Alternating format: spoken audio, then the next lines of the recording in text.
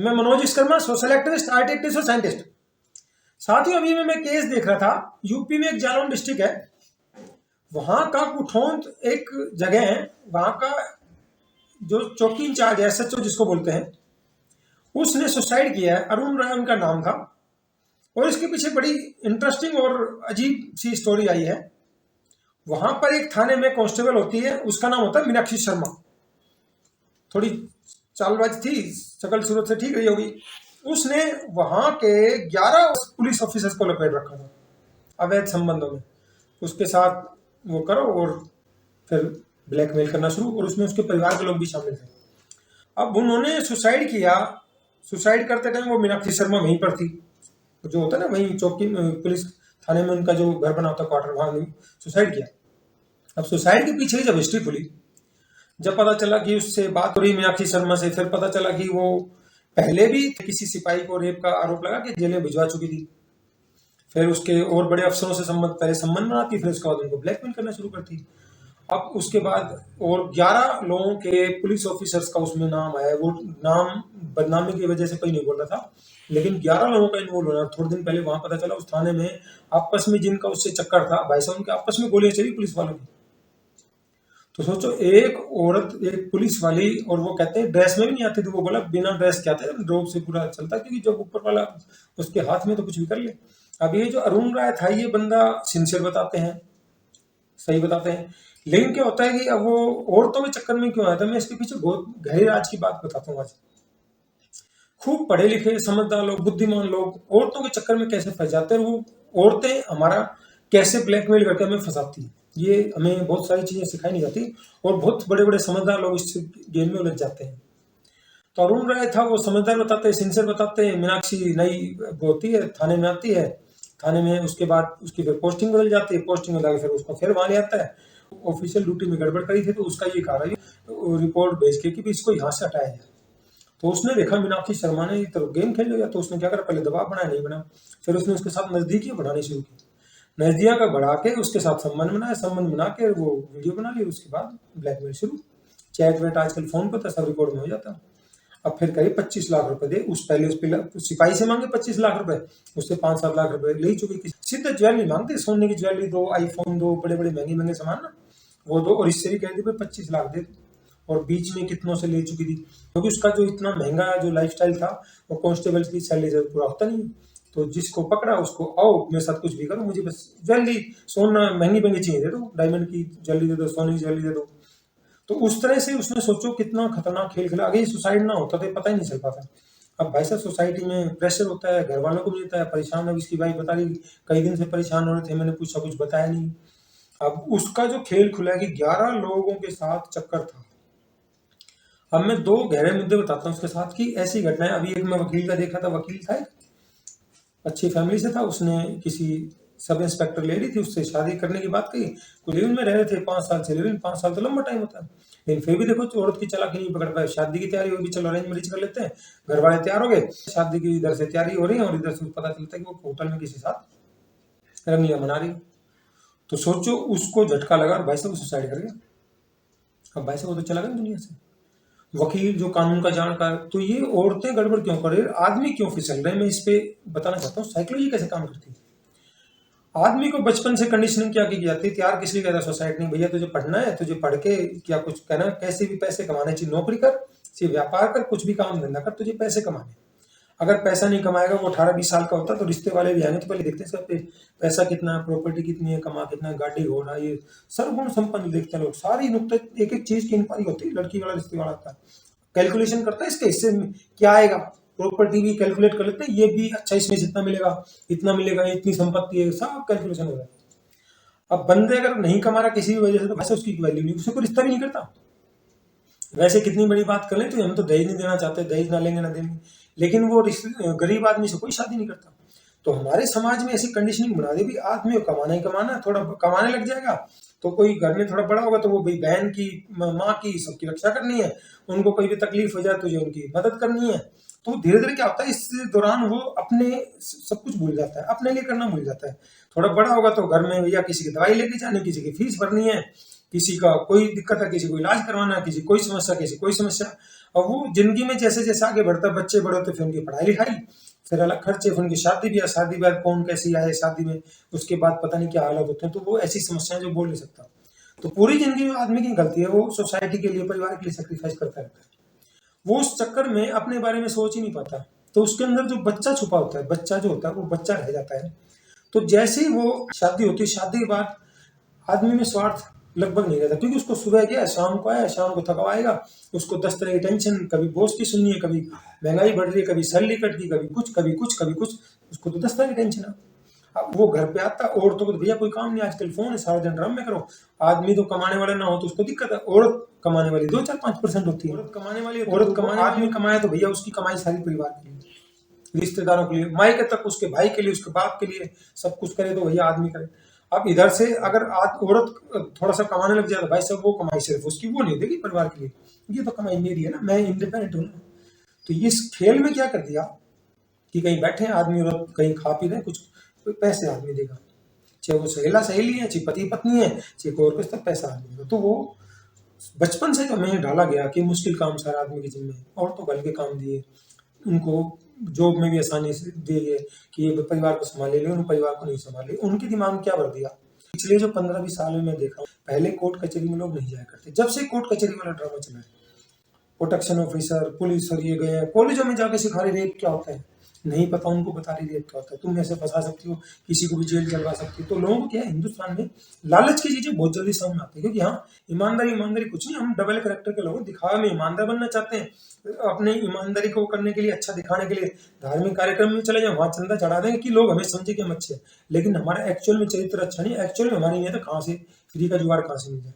तो फ्री के चस्के लगा दिए, कोर्टों ने ये करो वो करो, पैसे दो, इसके नाम पे पैसे दो, चोरी करो जी, भीख मांगो, पैसे दो, किसी भी तरह से औरत औरत औरत, बहू, औरत भी नहीं, बहू बहू बहू। अब बहू के चक्कर में माँ है, सास है, ननद, भैया, वो सब रेखा कुछ भी करे। तो ये बहुत बड़ी साजिश थी, आम लोग इसको समझे नहीं।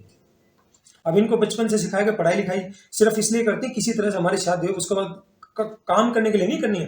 वो काम करने वाली होती है जो लोअर मिडिल क्लास में होती है, वो फिर भी थोड़े मेहनत कर लेती है, जो थोड़ी सी होगी संपन्न, वो सौदेबाजी में खर्च करेंगी, और खर्च भी उसका अपना नहीं खर्च करेंगे।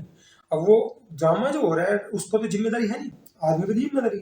अब वो ड्रामा उसको लगा कि तेरा तो कुछ भी करना नहीं, पिछले 15-20 साल में कोर्टों ने किया, नाम फैमिली कोर्ट, परिवार को तोड़ने के लिए ड्रामा करे, पैसा दिलवा रहा है, पैसा दिलवा रहा है। अभी सुप्रीम कोर्ट में केस आया, उसमें उस लेडी ने ना तो एलिमनी मांगी, ना गुजारा भत्ता लिया, और वो सास ने जो कंगन लिए थे वो भी वापस दिए। कोई ऐसी करोड़ों में से एक होती है ऐसी औरत जो इतनी जिम्मेदार हो, तो कोर्ट ने उसकी तारीफ की।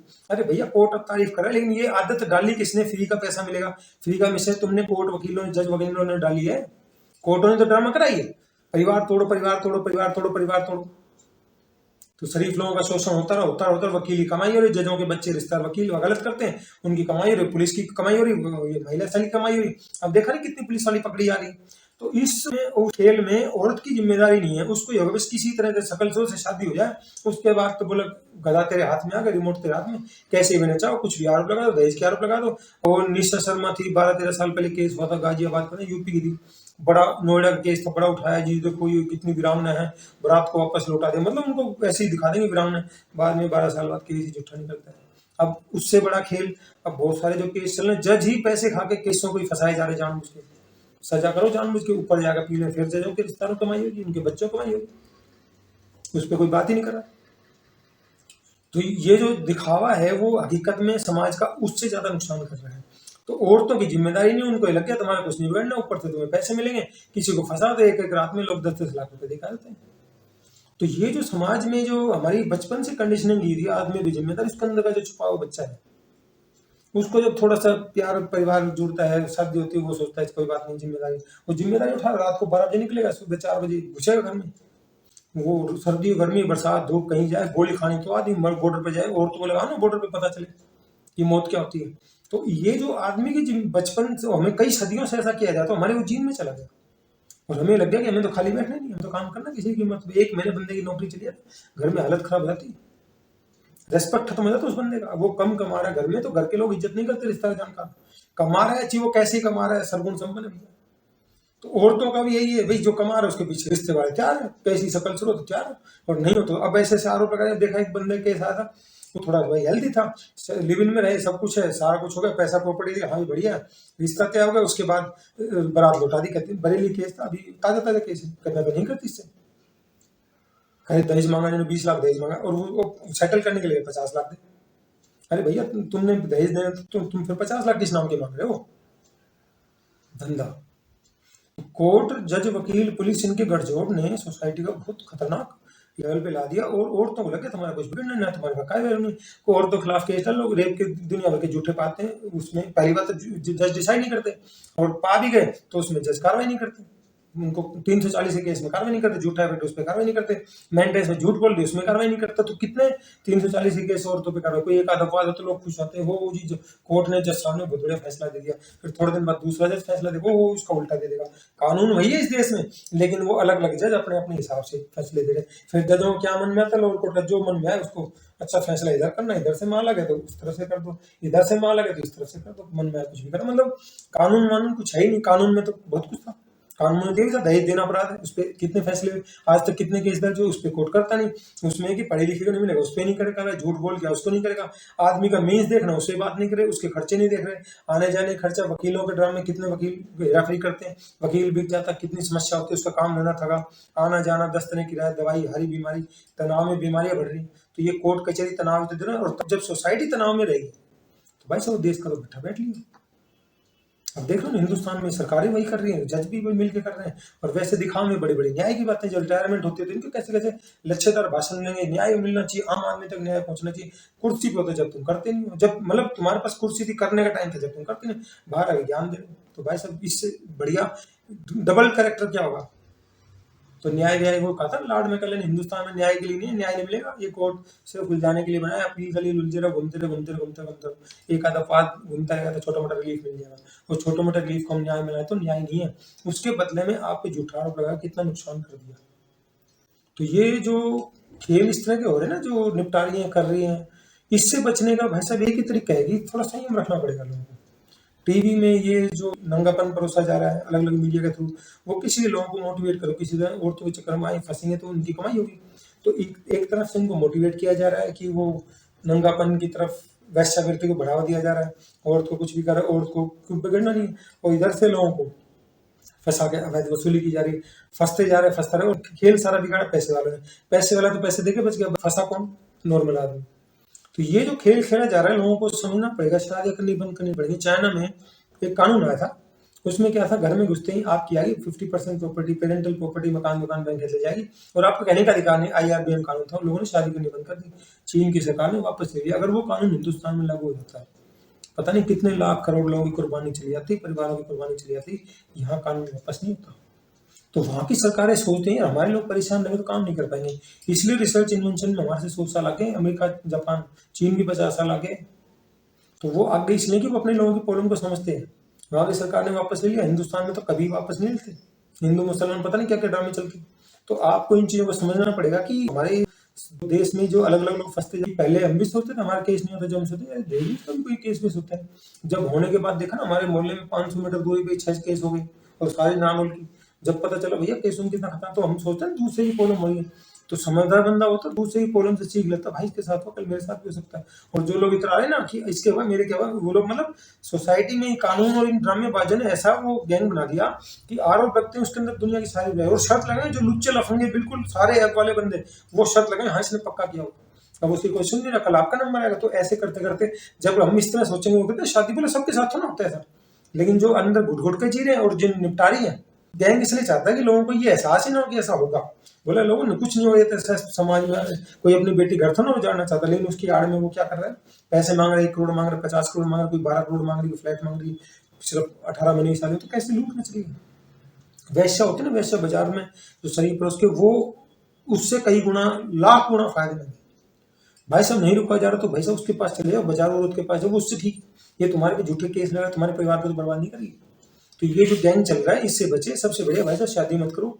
और शादियां जो इस समय जो सोचो ना, माँ बाप सोच रहे हैं, क्योंकि उनके टाइम में केस नहीं होते तो उनको पता नहीं है दर्द क्या है, और जिनके केस हो चुके उनके भी माँ बाप लापरवाही कर रहे हैं, कर दो उसकी शादी कर दो, उसकी शादी कर दो, और उसमें सिर्फ आरोप लगाना है। आरोप लगाने वाले वकील कॉलेज में स्कूल में उनको सिखाए जाते हैं। अब हल्का सा उनको, और लोगों को लालच आ गया कि लोग क्या है, इधर से लालची बने, इधर से फ्री आ जाए और इधर से मुझे खर्च करना ना पड़े बस। ये हमारी मानसिकता है। तो फ्री के पैसे का लालच होता ही है और भाई साहब, लेकिन किसी के साथ गलत करे तो कुदरत छोड़ेगी नहीं आपको। आज आप किसी के साथ कर रहे हो, नंबर आएगा, सबका आएगा धीरे धीरे। वकील, पुलिस, जज, सबके नंबर आ रहे हैं धीरे धीरे, तो नंबर सबके आएंगे। तो आप इस सोसाइटी का में जो खतरनाक खेल चल गया हिंदुस्तान में, अगर जो ये सुसाइड कर रही है, औरतें जो मार रही है आदमी को, अलग अलग केस आ रहे हैं, मतलब रोज पहले तो आते ही नहीं थे आदमी के, तो अब तो धड़ाधड़ ऐसे ऐसे केस आ रहे हैं जो हम सोच भी नहीं पा रहे। तो भाई साहब, आपको इस सिचुएशन से बचना है। खतरा अपने परिवार, सिर्फ आप नहीं फंस रहे, आपको पूरे परिवार और कोर्ट और जज निकलने नहीं देंगे। तो आपको बहुत सावधानी से चलना पड़ेगा। ये खतरनाक सिचुएशन है और हम समझा रहे हैं। हमारे जैसे लोगों को लोग बहुत हल्के में लेते हैं। हमारा काम समझाना है। हल्के में लोगे जब तुम्हारे साथ होगा, जब तुम्हें पता चलेगा। और गैंग तो चाहता ही है कि लोग इसी तरह इस उसमें रहे कि भी हमारा कुछ नहीं बिगड़ना, और वही लपेटे में आ जाते हैं। क्योंकि उसने तो आरोप लगाना है, उसके बाद तो खेल शुरू हो जाए, उस पर फिर कोई कार्रवाई करो या कुछ नहीं है। तो साथियों, जैसे अरुण कुमार राय ने सुसाइड किया, ऐसे बहुत सारे लोग सुसाइड कर रहे हैं। आप देख रहे हैं सोशल मीडिया में बहुत सारी ऐसी खबरें आ रही हैं। तो वो ऐसे सुसाइड क्यों हो रहे हैं, मैंने इस वीडियो में आपको समझाने का प्रयास किया कि आदमी की कंडीशनिंग अलग तरीके से की है, औरत की अलग तरीके से। औरत को कोई जिम्मेदारी नहीं, बोला सही भरोसा है, वो उनको तो किसी तरह शादी जाए, कमाने वाला मिल जाए, बढ़िया, बस शादी होने के बाद तो बोला फिर हमारे हाथ में कुछ सब कुछ ही है, किसी पे कुछ भी आरोप लगा। तभी कह रहे हैं मैरिटल रेप, यानी पत्नी आपके रेप का आरोप लगा। ये और खतरनाक है। समाज में जो नियम बनाए थे वो वैसे ही इतने थे कि हल्का सा शोर कर दे औरत तो भाई साहब आदमी सोच भी नहीं सकता किसी अपनी और पत्नी के साथ संबंध बनाने की। तो ये पहले ही सोसाइटी में इतना वो बना रखा था कि कानून की जरूरत नहीं किया, या बेकोर्ट वकीलों को हथियार मिल जाएगा, पुलिस को हथियार मिल जाएगा और बंदा को जेल में डालो, जैसे पोस्ट को बना दिया। तो साथियों, मैं समझता हूँ कि ये बहुत गहरा मुद्दा है और इस मुद्दे पे मैंने आपको समझाने का प्रयास किया, आपके दिल दिमाग को कुछ झकझोरने का प्रयास किया। मैं समझता हूँ इस वीडियो से कुछ लोगों को भी समझ में आ गई, तो मैं समझता हूँ मेरा प्रयास सार्थक होगा और ये जानकारी बहुत सारे लोगों को मदद करेगी। आप हल्के में ना लें, जब प्रॉब्लम आती है तो प्रॉब्लम से पहले सचेत हो जाएं, तो ये हमेशा फायदे में रहता है। और ठोकर खा के समझे आप फंस ही गए तो फंसने के बाद तो क्या है, वो फिर सिस्टम आपके खिलाफ काम करेगा सारा। तो मैं अपने 16 साल के एक्सपीरियंस बता रहा हूँ। कोर्ट कचहरी में हमें भी लगता था न्याय है, ईमानदारी, भाई साहब कुछ नहीं है, लपेट जाए कोई एक आधा 5 जज मिल जाए, थोड़ा बहुत आपको रिलीफ देगा छोटा मोटा, बाकी घूमे जाओ, इसको किस्मत से ही कोई मिल जाए तो मिल जाए। तो ये बहुत खतरनाक खेल हो रहा है। साथियों, आप परिवार को और अपने आने वाली पीढ़ियों को बर्बादी से बचाना चाहते हो तो माँ बाप से भी निवेदन है कि अपने बच्चों पे शादी का अननेसेसरी दबाव न बनाएं और लिव इन वगैरह के चक्कर ना पड़े। औरतों के चक्कर में पड़े ही ना, सबसे बढ़िया ये है। नहीं तो भाई साहब कब आप पे रेप का लगेगा आपको पता भी नहीं चलेगा, पोस्ट को लगेगा आपको पता भी नहीं चलेगा, आपकी पत्नी रेप का इल्जाम लगा आपको पता भी नहीं चलेगा, और आप फिर घूमते रहना जेल में, फिर कोर्ट कचहरी में घूमते रहना, या बहुत सारे पैसे दोगे जो आपने जो जोड़ा पैसा वो चला जाएगा। मैं आपको तब समझाऊंगा हमारे साथ क्या होगा, फिर रोएंगे हमारे साथ, वो आगे इतने लगी, इतने लाख लगे, इतने करोड़ लगे, लिए जाओ, यही होगा। तो साथियों, आपको हमारा वीडियो अच्छा लगता है इसको लाइक करें, कमेंट करें, सब्सक्राइब करें। आपको हमारी वीडियो में कोई कमी लगती है, इंप्रूवमेंट लगता है, सजेशन लगता है, आप हमें कमेंट सेक्शन में जाकर जरूर बताएं, ताकि भविष्य में हम जो भी जानकारी लेकर आपको बेहतर से बेहतर जानकारी दे सके। धन्यवाद, जय।